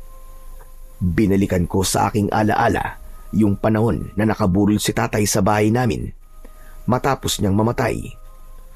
Doon ko naalala na nakasarado ang kabaong ni tatay dahil ang sabi ni Lolo Simon ay ayaw niyang makita na patay na si tatay.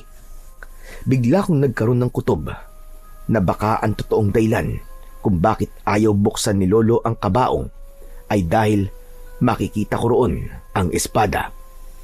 Pakiramdam ko ay may dumaan na napakalamig na hangin sa batok ko. Nanlalaki ang mga matang napatingin ako kay Baldo pero walang kahit isang salita ang lumabas sa bibig ko. Hanggang sa pagtatrabaho ay pinag-isipan ko pa rin ang panaginip na yon ni Baldo. Hindi yun mawala-wala sa utak ko. Gusto kong malaman kung nasa kabaon nga ba ni tatay ang espada. Pero parang kinikilabutan ako sa tuwing iniisip ko na kailangan kong hukayin sa sementeryo ang bangkay ng tatay ko bago ko malaman kung totoo nga ba ang panaginip ni Baldo. Pagsapit ng gabi, habang nakahiga ako, ayun pa rin ang laman ng utak ko. Patuloy ako sa pagdadalawang isip hanggang sa napagtanto ko na hindi ko malalaman ang katotohanan kung hindi ko huhukayin ang libingan ng tatay ko. Tumayo ako at nagpunta ako sa kwarto ni Baldo. Tulog na siya, habang may puting face cream na nakakulapol sa kanyang muka. Marahan kong niyugyug ang braso niya at nagulat pa siya nang makita niya ako. Ano ba naman yan? Akala ko kung sino namang gagahasa sa akin. Si Raulo, bumangon ka nga muna dyan, Baldo. May pupuntahan tayo. Nang ganitong oras talaga? Bukas na, Lucas. Inaantok pa ako eh. Hindi natin pwedeng gawin sa umagang gagawin natin ngayong gabi. Kasi baka may makakita sa atin. Hoy, Lucas ha? Hindi ko gusto yung nasa isip mo. Wag po. Hindi kita papatulan. Friend kita eh. Baliw! Maglinis ka nga ng isip mo at napakadumi na. Pupunta tayo sa sementeryo. Tulungan mo akong hukayin ang libingan ni tatay. Ano? Ayoko, nakakatakot naman yung naiisip mong gawin. Gusto ko lang naman malaman kung totoo nga yung napanaginipan mo. Sige na, samahan mo na ako. Ipapaalala ko lang sa'yo na kailangan natin makita yung espada para magkaroon na ako ng kakayahan na makipaglaban sa mga aswang. Sige ka, kapag hindi ko nakita ang espada at inatake ka ng aswang, hindi kita maililigtas. Ay grabe siya oh. Ang husay mo rin talaga man-blackmail, no? Oo na. Sasamahan na kita. Bakit ko pa kasi sinabi sa'yo yung panaginip na yon? Eh di sana, nag-i-sleep pa rin ako hanggang ngayon. Ano ba yan? Ang dami mo pang sinasabi, tara na. Napipilitang tumayo si Baldo. At pagkatapos ay nagpunta na kami sa likod ng bahay niya. Mula roon ay kinuha namin ang isang pala at piko. Nagdala rin si Baldo ng gasera para merong kaming ilaw kahit papano habang kami ay naglalakad. Tahimik ang gabing yon. Walang senyales na may mga aswang nasasalakay. Nang makarating kami sa sementeryo, ay agad naming hinanap ang libingan ni tatay. Maya-maya pa ay nakatayo na kami sa harapan mismo ng lupa kung saan nakalibing ang tatay ko. Lucas, my friend. Sure ka ba talaga sa gagawin natin? Oo naman, Baldo. Hindi kasi ako matatahimik hanggat hindi ko nalalaman kung totoo ba yung panaginip mo o hindi. Sa kamalay natin, di ba? Nandyan talaga yung espadang matagal ko nang hinahanap. Eh kasi naman, kinikilabutan talaga kasi ako sa lugar na to. Parang feeling ko biglang babangon ng mga patay, tapos aatakihin nila tayo at dadalhin sa hukay nila. Ay, ayoko mangyari yun. Ewan ko sa'yo. Anong palagay mo sa mga nakalibing dito? Mga zombie? Walang ganun. Sa natatakot talaga ako My friend, aalis na lang ako ha. Bahala ka na rito. Balitaan mo na lang ako sa bahay. Teka. Hindi ka aalis. Magkasama nating gagawin to. Tulungan mo ako. Ano ba yan? May choice pa ba ako? Pwede bang bilisan na lang natin? Tumingin ako sa lupa na kailangan naming hukayin. May lungkot na biglang bumalot sa puso ko dahil muling sumiksik sa utak ko ang katotohanang patay na ang tatay ko. Tay, pasensya ka na sa gagawin namin ni Baldo sa libingan mo Pero kailangan po namin gawin to para sa ikatatahimik po ng utak ko. Sana po ay maintindihan nyo kami. Matapos ko yung sabihin, ay binungkal ko muna ang lupa gamit ang piko, habang si Baldo ang nagpapala ng lupa para mahukay yon ng tuluyan. Makalipas ang ilang minuto, ay parehas ng tumatagaktak ang pawis namin ni Baldo. Grabe ha? Mas lalong lalaki ang mga braso ko nito sa ginagawa natin, my friend Wala nang ilalaki ang braso mo. Sagad na yan. Sa tingin ko, konting hukay na lang kailangan nating gawin. Basta dire-diretso lang. My friend, pwede bang sa susunod na gabi na lang natin ituloy ito? Nalusaw na ang face cream sa aking beautiful face, oh. Maglagay ka na lang ulit pag uwi natin. Huwag ka na kasing magreklamo. Ako nga pagod na rin eh. Pero narinig mo ba ako nagre-reklamo? Basta. Pagkatapos natin dito, dapat ilibre mo ako ng dinner ng 1 linggo. Kahit 1 buwan pa. Promise mo yan, ha? Oo na, promise. Tara na, bilisan na natin. Ipinagpatuloy na namin ni Baldo ang paghukay. Hindi na kami nagsalita at itinuon na lang namin ang aming atensyon sa aming ginagawa. Kahit pagod na ako, ay hindi pa rin ako huminto. Napansin ko na mas naging mabilis ang kilos ni Baldo dahil mukhang gusto niya nang matapos ang aming ginagawa. Hanggang sa pagbaon ng piko sa lupa ay may tinamaan ako na para bang kahoy sa ilalim. Nanlalaki ang mga matang napatingin ako kay Baldo. Bakit, my friend? May problema ba? Sa tingin ko ay nahukay na natin ang kabaong ni tatay. Akin na yung pala, dali! Nang iabot ni Baldo sa akin ang pala, ay ginamit ko yon para maingat na alisin ang lupa na nasa aming paanan. Pinaahon ko muna si Baldo sa hukay dahil baka bumigay ang tinatapakan namin. Alam kong gawa sa magandang klase ng kahoy ang kabaong ni tatay, pero hindi ko inalis sa isip ko ang posibilidad na nabulok na yon kahit paano dahil sa tagal na nakabaon nun sa lupa. Hindi nagtagal ay nakita ko na ang ibabaw ng kabaong ni tatay. Mas naging maingat ako ng mga sandaling yon sa pag-alis ng lupang nasa ibabaw nun. Maya-maya pa ay nagawa ko ng alisin ang lupang nasa ibabaw ng kabaong ni tatay. Huminga ako ng malalim bago ko inangat ang takip ng kabaong. Bahagya pang nadurog ang ibang bahagi nun dahil sa talagang marupok na yon.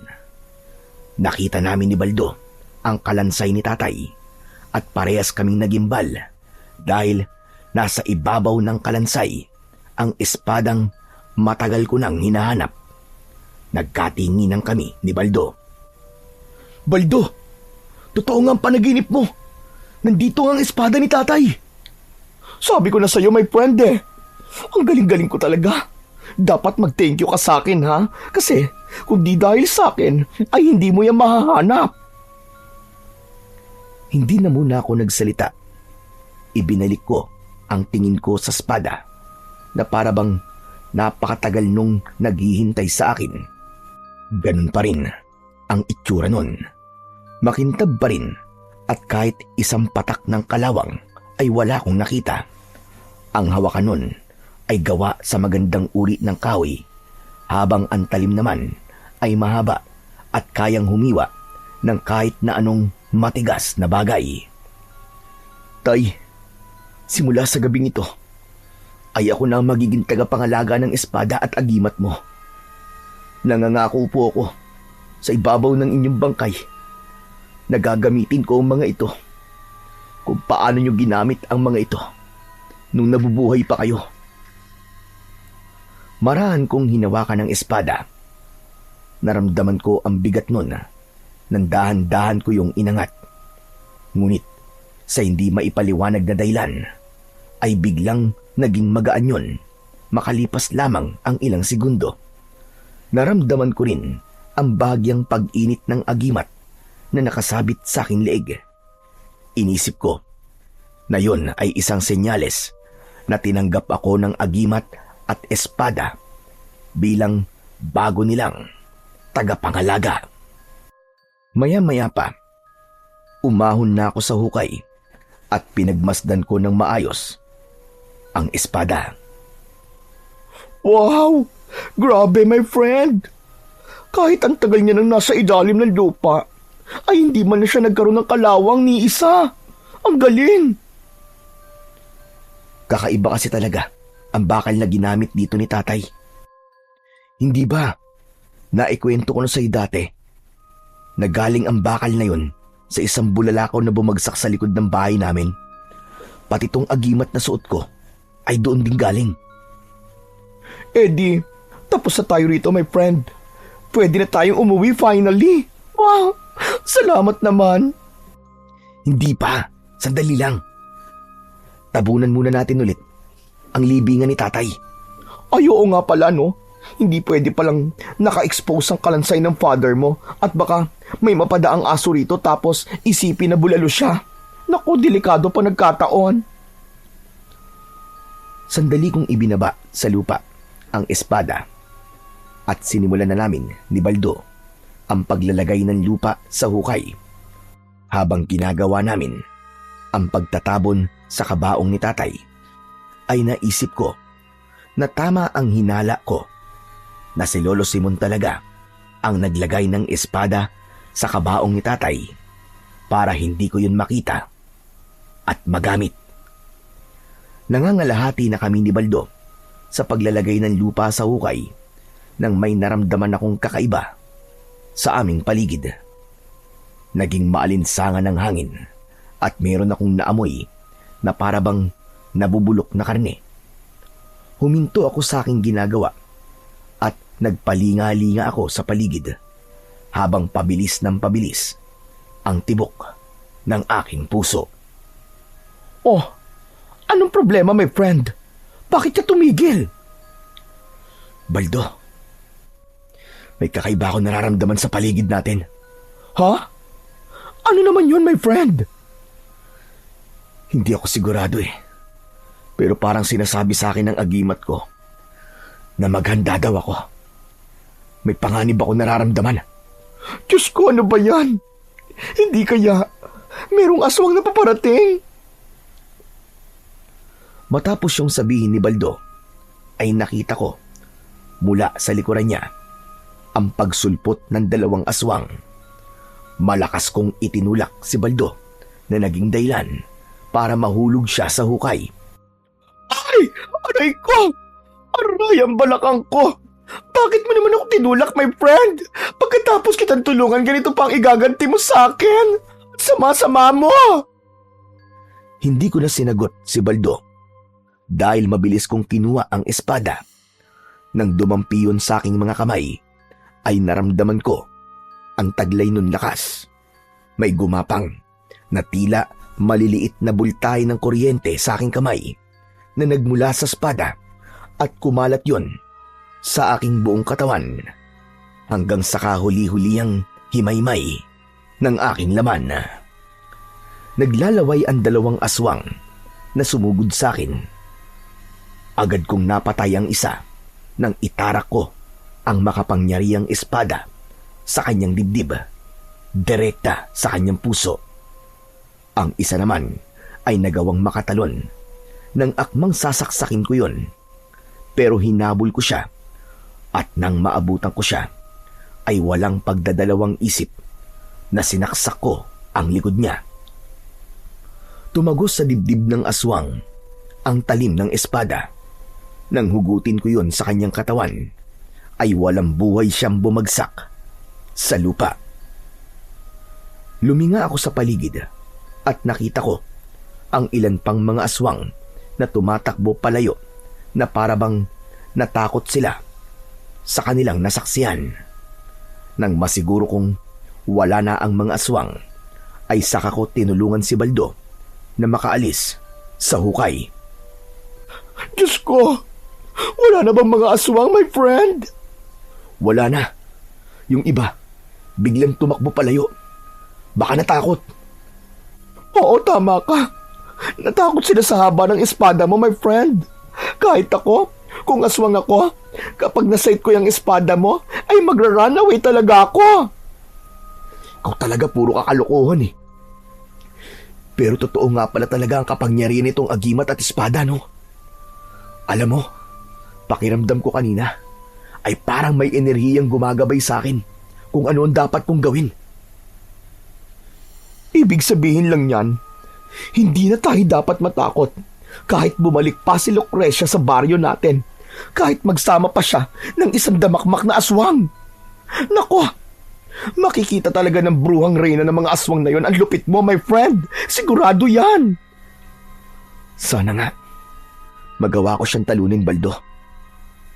Pero iniisip ko pa rin si Lolo Simon. Paniguradong magagalit siya kapag nalaman niya na nasa akin na tong espada. Ano ka pa, my friend? Napakadali lang ng solusyon sa problema mo eh. Eh di wag mo munang sabihin sa lolo mo na nasa iyo na ang mighty sword na yan. Saka na lang niya malalaman kapag nakikipaglaban ka na kay Lucrecia, di ba? Ang gawin mo, mag-focus ka sa pagsasanay mo kung paano mo yung gagamitin ng tama, o di ba? Para talagang patay na ang lahat ng aswang sa iyo. Sa bagay, tama ka. Baka kapag nalaman ni Lolo na nasa akin na to bago pa ang laban namin ni Lucrecia, baka kunin niya to sa akin. At baka sa pagkakataong yun, ay hindi ko na makita ulit ito. Correct ka dyan. Pero alam mo, my friend, kung ano ang tamang gawin natin ngayon, ang tapusin na ang pagtatabo ng lupa sa libingan ng tatay mo para makauwi na tayong dalawa, no? Diyos ko, aray ko, kailangan kong ipahinga tong balakan ko kasi masakit pa rin. Ikaw talaga, ang lakas ng pagkakatulak mo sa akin kanina. Balak mo pa yatang ilibing na rin ako. Di naman. Pasensya ka na. Kailangan kasi kitang itulak kanina. Kasi kung hindi, lalapain ka nung dalawang aswang. Di tegi bells ka. Uy, may pa-tegi bells ka nung nalalaman, ha? Pero, mas okay na nga to, no? Mas okay na namamagambala kang kesa naman gawin akong midnight snack ng mga aswang.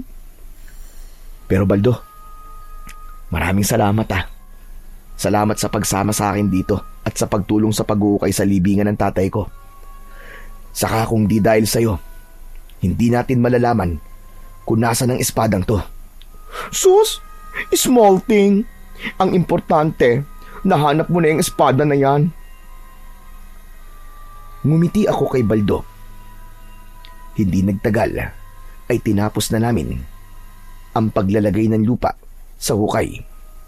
Nang matapos na kami, ay muli akong nagpasalamat kay tatay dahil naniniwala ko na siya talaga ang nagpakita sa panaginip ni Baldo para malaman ko kung nasaan ang kanyang makapangyarihang espada. Habang naglalakad kami palabas ng sementeryo, ay bitbit ko na ang espada na magiging sandata ko simula sa gabing yon sa tuwing makikipaglaban ako sa mga aswang. Nang mga sumunod na araw, ay nagsimula na akong magsanay sa pakikipaglaban gamit ang espada. Pagkatapos ko magtrabaho, ay dumidiretso na ako sa likod ng bahay ni Baldo at doon ako nagsasanay para walang ibang tao na nakakakita sa akin. Hindi kasi pwedeng may makakita sa akin na nasa akin na ang espada ni tatay dahil paniguradong makakarating yun kay Lolo Simon. Para sa akin, mas maganda kung kami na lang muna ni Baldo ang nakakaalam na nakuha ko na ang makapangyarihang espada ng aking ama. Ngunit isang hapon, habang abala ko sa pagsasanay sa likod ng bahay ni Baldo, ay natigilan ako nang nakita ko si Lolo Simon na nakatayo, ilang dipa ang layo sa akin. Bakas ang gulat sa kanyang muka na parabang hindi siya makapaniwala sa kanyang nakikita. Huli na para itago ko pa ang espada ni tatay dahil nakita niya na yon. Lolo, kayo pala. Ano pong ginagawa niyo rito? Walang imik na naglakad palapit sa akin si Lolo Simon. Mataman niyang tinignan ang espada. Alam ko na sinisiguro niya kung yun nga ba talaga ang espada ni tatay. Hindi maaari ito. Paano mong nakuha yan? Lolo, hindi na po importante kung paano ko po nakuha. Ang mahalaga po, nasa akin na po ito at may panlaban na po tayo sa mga aswang. Huwag mong sabihin. na hinukay mo ang libingan ng tatay mo para makuha mo lang yan. Sabihin mo sa akin ang totoo. Ganun nga po, Lolo Simon. Sa sinabi niyong yan, ay nakumpirma ko po na kayo nga po naglagay nito sa kabaong ni tatay. Kaya po pala nung burol niya, ay ayaw niyo pong ipabukas ang kabaong ni tatay. Kasi nandun po ang espada at natatakot kayo na makita ko yun. Itinago ko yan doon para hindi mo yan magamit. Umamin ka nga sa akin. Paano mo nalaman na doon ko yan itinago? Dahil po kay Baldo, Lolo. Ewan ko po kung maniniwala kayo. Pero nagpakita po si tatay sa panaginip po ni Baldo. At sinabi sa kanya ni tatay kung nasaan po mismo ang espada. Pambihira! Ang baklang yun talaga! Kahit kailan ay wala na siyang nagawang tama! Akin na yan! Akin na yan! Ibigay mo sa akin ang espada na yan! Hindi ako pumapayag na makikipaglaban ka sa mga aswang! Alam mo bang nagpunta ko rito para pauwiin ka na sa bahay? Tapos ganito pa ang maaabutan ko! Pasensya na po kayo, Lo. Pero buo na po ang loob ko.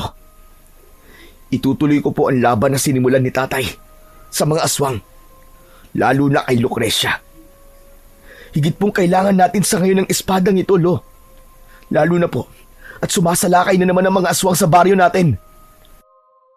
Hindi ka kagaya ng tatay mo. Sinanay siya ng isang kilalang manunugis noon.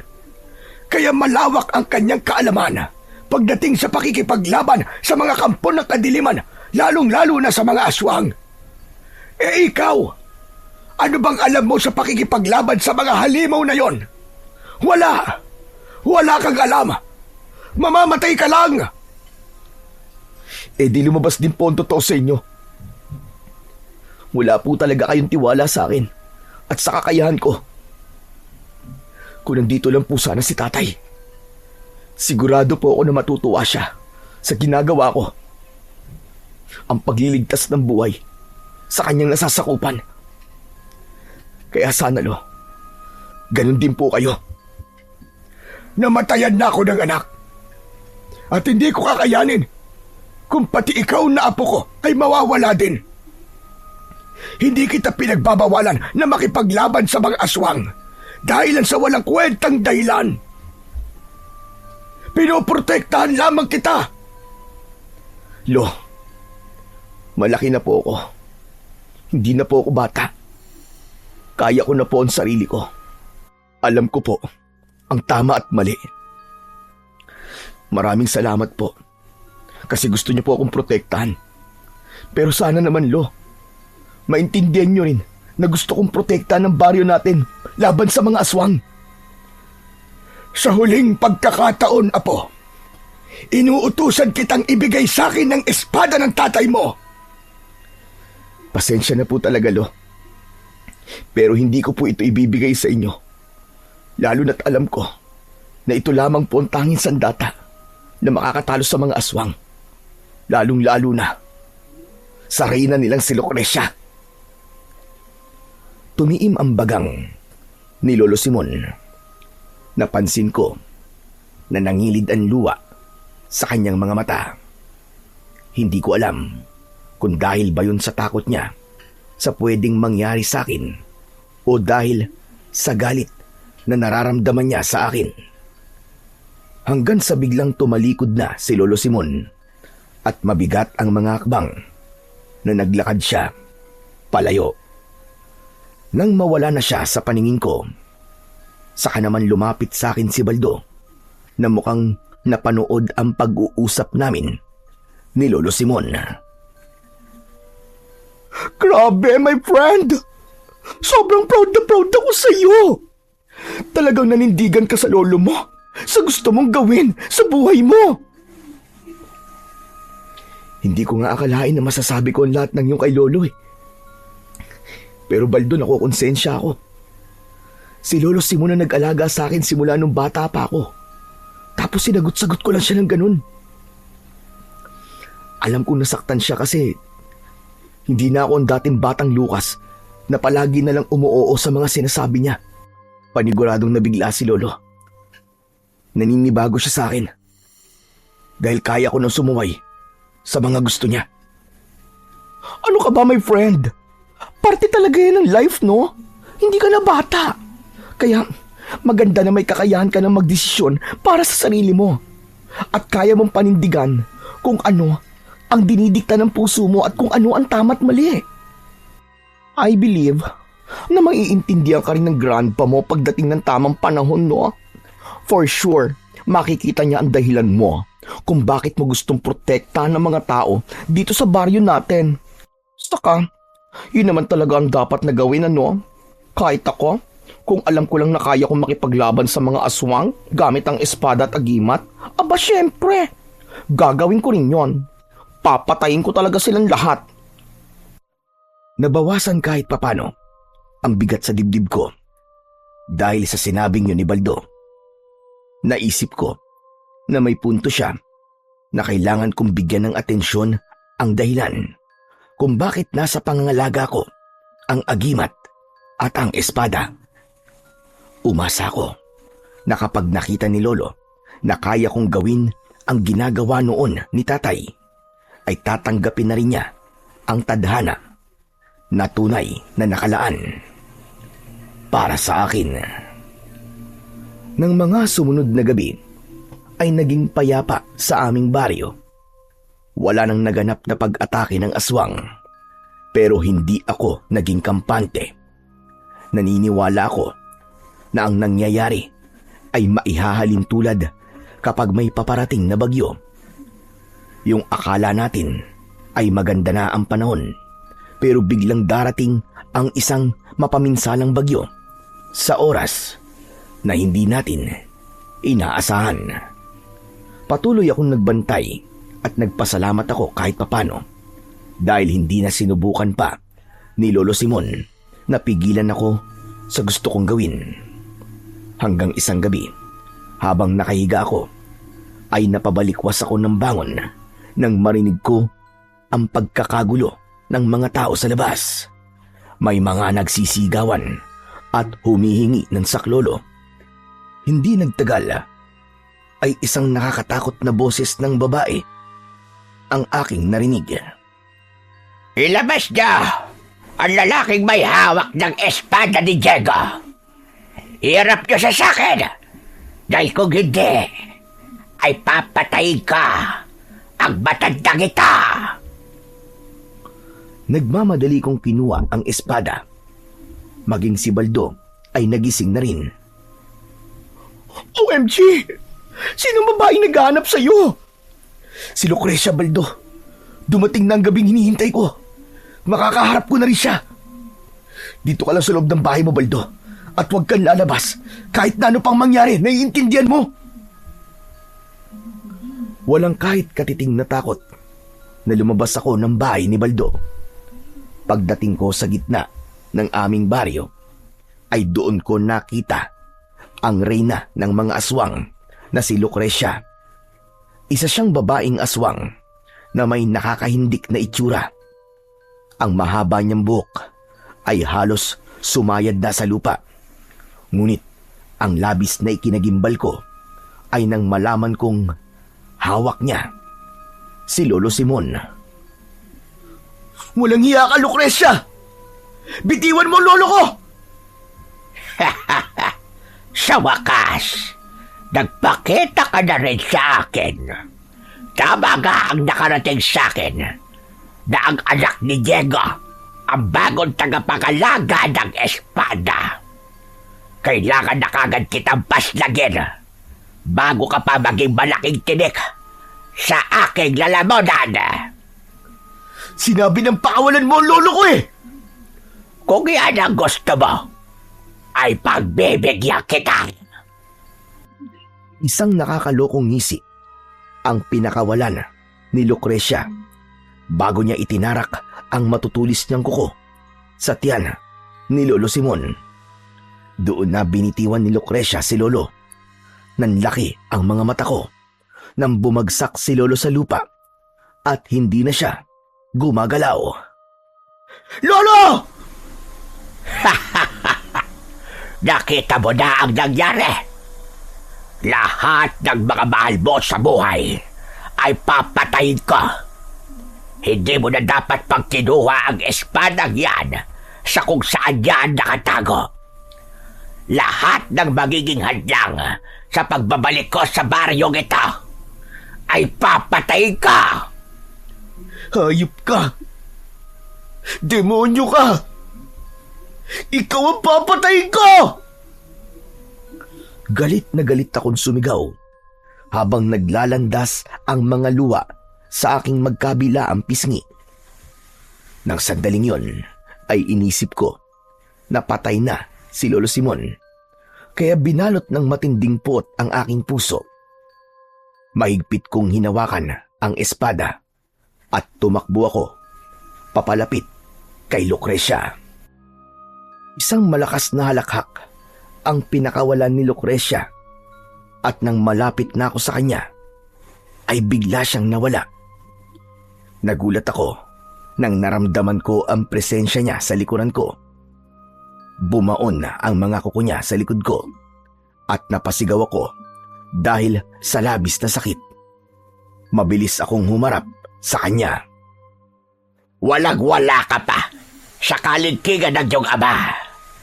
Talagang magkarapat-dapat ka sa agimat at espada na yan. Sa tingin ko ay hindi. Masyadong mataas ang ambisyon mo para sabihin na kaya mo akong patayin. Hindi ko sinagot ang sinabi na yon ni Lucrecia dahil alam ko na paraan niya yon para bumaba ang tingin ko sa aking sarili.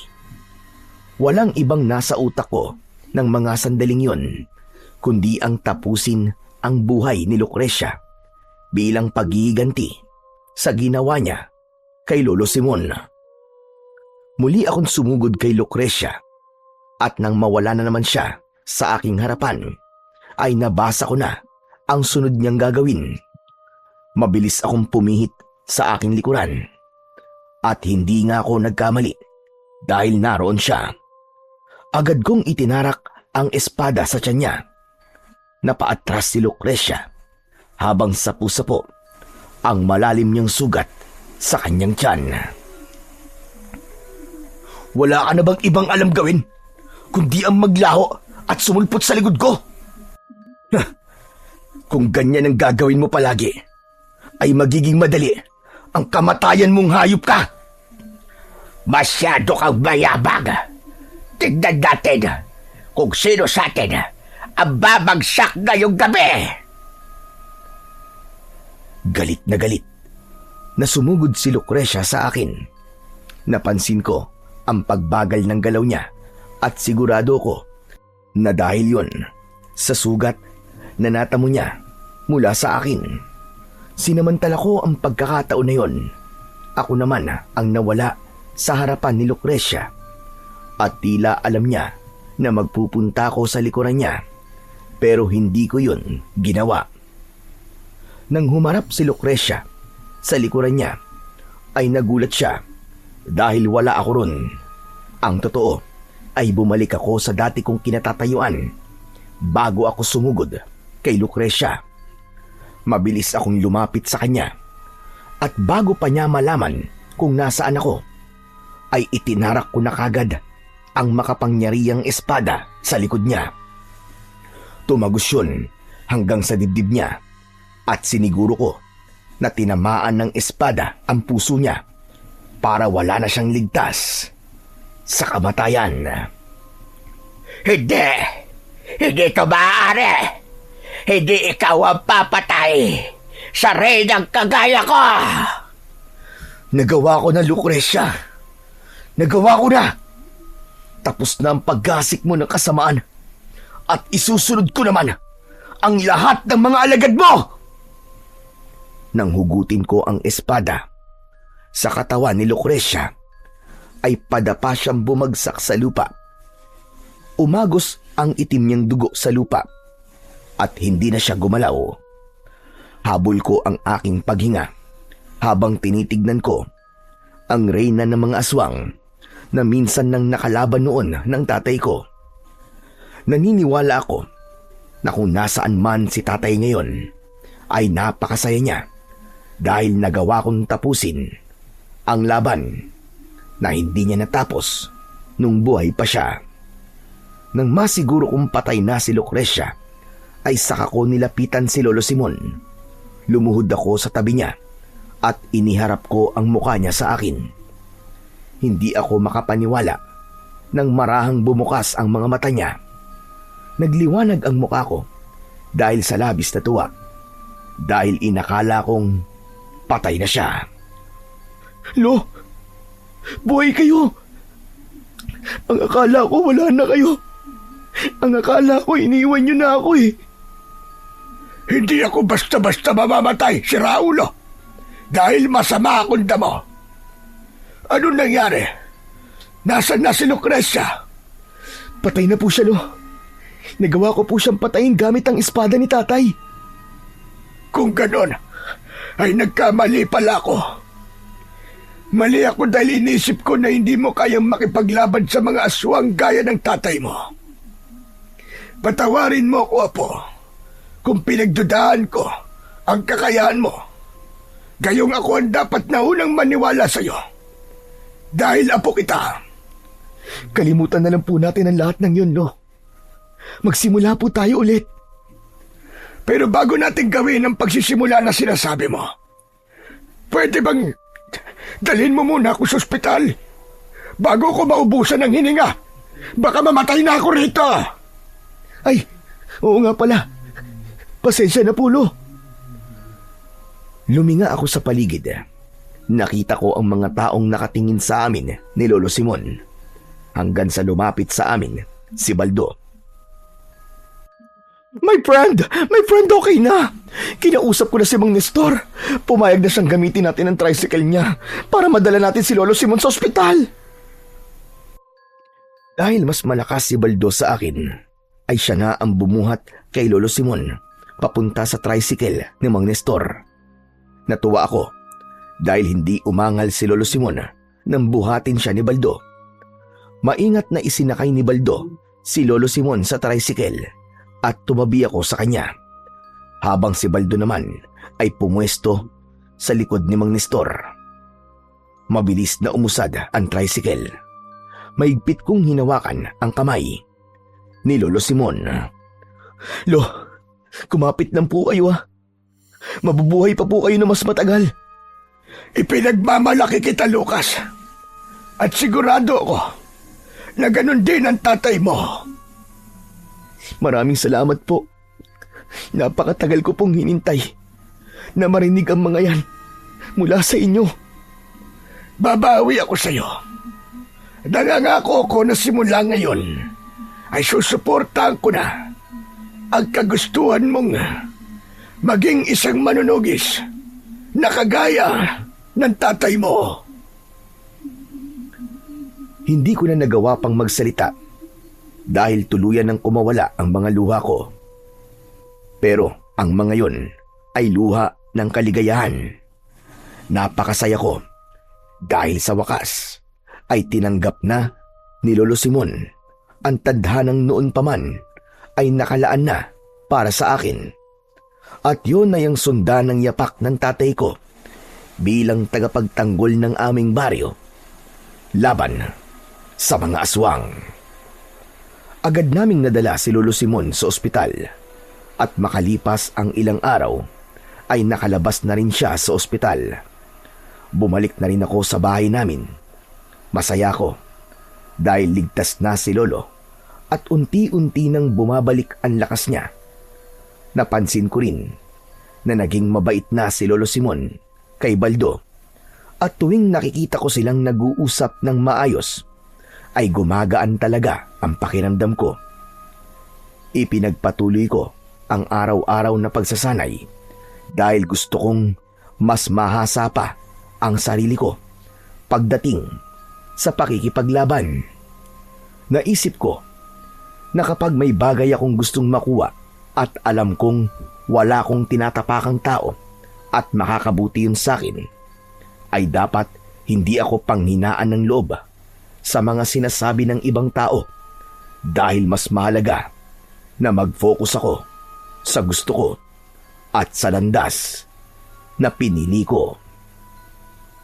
Habang lumilipas ang mga araw, ay mas nagpursige ako sa aking pagsasanay upang maging handa ako sa anumang panganib na maaaring bumalik sa baryo namin. Nangako ko sa sarili ko na gagawin ko ang lahat para protektahan ang mga taong mahal ko at ang lugar na kinalakihan ko. Kahit natapos na ang laban ko kay Lucrecia, ay alam kong hindi roon natatapos ang tungkulin ko bilang tagapagtanggol ng aming baryo laban sa mga aswang.